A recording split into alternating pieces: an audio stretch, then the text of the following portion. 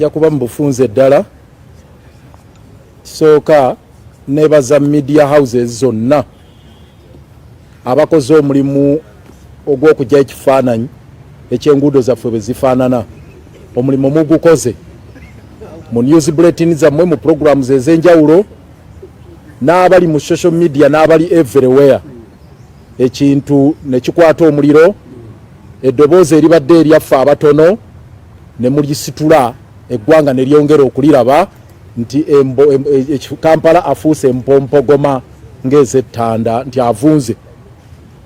Era njagala okubategeeza nti nze ngaali munda wali ekintu kibukuta abantu basattira ekifaananyi mugende mu maaso n'okukyoleka. Ekyokubiri kwe kubagamba nti mujja kubeera n'embeera eyo okujjako ng'amaanyi geeyongeddemu. Dr. Gabadde ababuulira wano bwe ndaba ekiri mu kitongole sinnalabawo nnyo kigenda kukyuka. Ekisookera ddala ba suppliers ababadde batuwa materiyo bonna bali ku strike lwa crisis. Dr. gyayogedde wano ekitongole nga institutions endala eza gavumenti nakyo kyayuuya. Total yebadde tusupplying amafuta agagenda mu bimotoka ebikola enguudo, ebimotoka ebyakasasiro n'ebirala, yasalako dda emyezi kiweze egyo ena yagamba siddamu kubawa ttondo ly'amafuta n'erimu nga ebbiiru ezeerinnya we twamalirako omwaka mu 2022 nga babanja obuwumbi 2.6 2.6 billion. Kaakati we tuyimiridde zikubisizzaamu olw'okubanga waliwo ze baali baleese areas endala n'ebirala. Kaakati bali ku strike, ebimotoka bingi bitudde mu ngeri y'emu n'abasupplyinga asphalt ye Colansi nabo bagamba ewannyu waawo. Kaakati bano bagala okutandika obbawuddiisa nga babalaga nti waliwo ekigenda mu maaso nga bafunye supplier wa maramu ettaka. Imagine omuntu okufuna tenda aguze kesisi ettaka mbulizibikire ebinnya era ne batandikawo ne babiteekateekamu gwe bw'oleeta emmotoka yo n'oyitako oli tamanya kiriwo. Naye Mukama naye gye yavudde n'aleeta enkuba etakya etonye January, February, March, April, buli lunaku kati mugirabe ekutte ya buli lunaku ebitaka byonna n'ebyeramu n'ebitwala mu nnyanja. Kaakati yembeera eyo eriwo.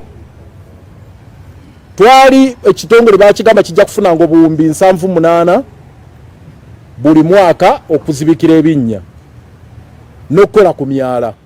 Kaakati mu financial year ne baga nti sente tewakyali zigenda kuba obuwumbi 10 kuva ku 78 zidde ku buwumbi 10. Ezo nga ze zigenda okuzibikira ebinnya byonna mu Uganda. Dr. bagambyeko wano ku buwumbi 26. Kakati is a drop in the ocean. So nja kuba bategeeza nti bannange bw'oba olowooza nti embeera eno ebagenda kukyukako muginenyereze ffe abamu kinoomu ffe tubaleetedde amawulire oba ogatwala otya naye amawulire gegoba ofuna nti embeera yeeyongera kuba mbi munda muli. Ekisembayo kyekyokubasaba n'eddoboozi era mulisitule muliwulirize.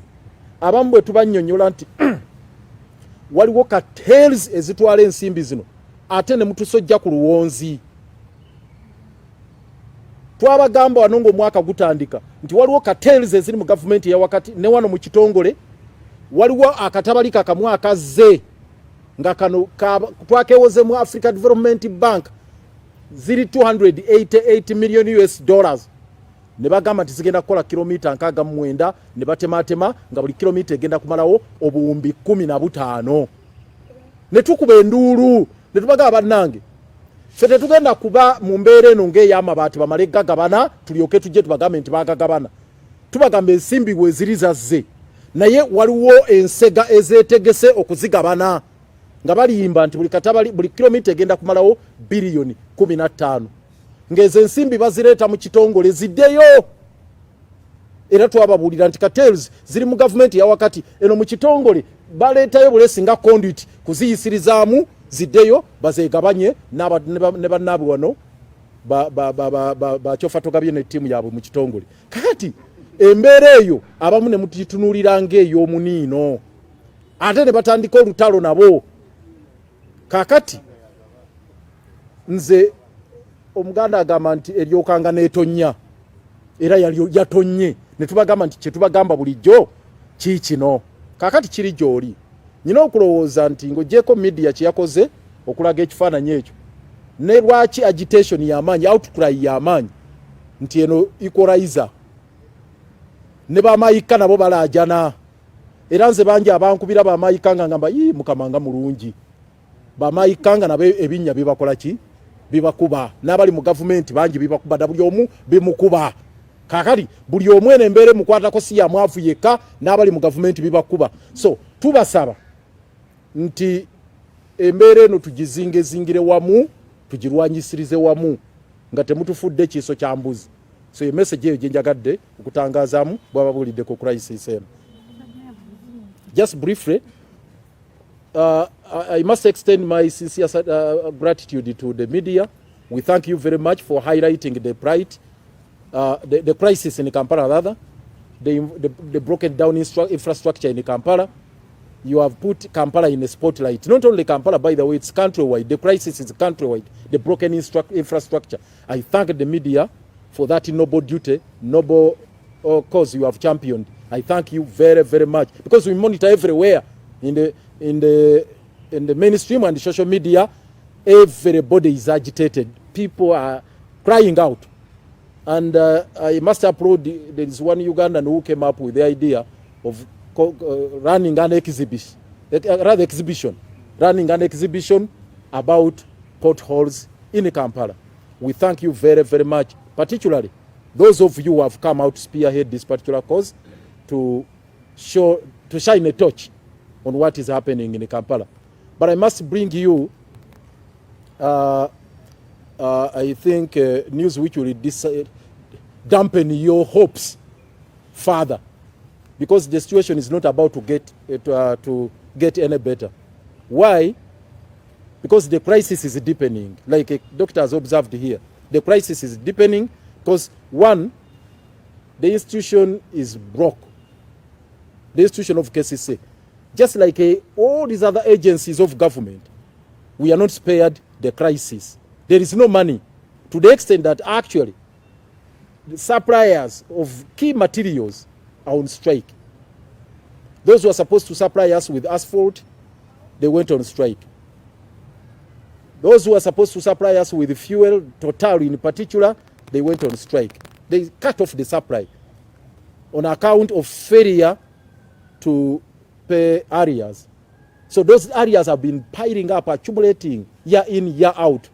And they reached a point and said, no, we can't continue supplying fuel to you. We can't continue supplying asphalt. So most of our trucks are grounded. Most of the civil works have stalled simply because there is no money. But now we got some trickling of some little money, which trickled in from Africa Development Bank, $288 million, which was totaling to around 1 trillion. And we raised the red flag and said, Ugandans, there is this money which has come in. But we have looked at the way it's going to be disbursed, the appropriations being made. It's also going to be squandered. It's going to be siphoned off. Let's plug the loopholes. All of you come out and join us in this struggle. And then they started punching us, they started hammering us, they started doing ABCD.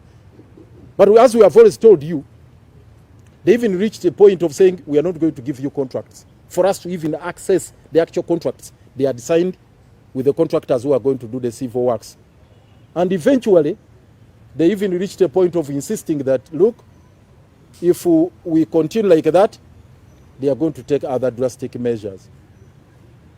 They calculated each kilometer to cost 15 billion Uganda shillings, the highest worldwide. 15 billion Uganda shillings. It's a lot of money. And they can't account for it. They can't explain it. So it's the reason we are inviting everybody. Please join us. I'm glad now this one has affected everybody across board. It's not only about border cyclists, not about matatu operators, but even my cars, those who are driving huge SUV vehicles, they are all affected. So every time they call out, I see them crying out in the social media, I said, yes, this is an equalizer. But it should be an eye-opener to all of you that we need to address these matters in earnest, early enough, instead of indulging in the possible. Because with Mabati, with iron sheets, the scandal, the bonanza, it's now about a post-mortem. And for us, we said this money is yet to be taken or siphoned off by the cartels from the central government who are colluding with their agents or proxies here in Kampala. Please, let's make quick interventions before this money is siphoned off. Our voice fell on deaf ears, very few people listened in, and now the crisis is with us. So please listen to our call so that we deal with this crisis, with this matter as a people and as all the stakeholders. I thank you very much.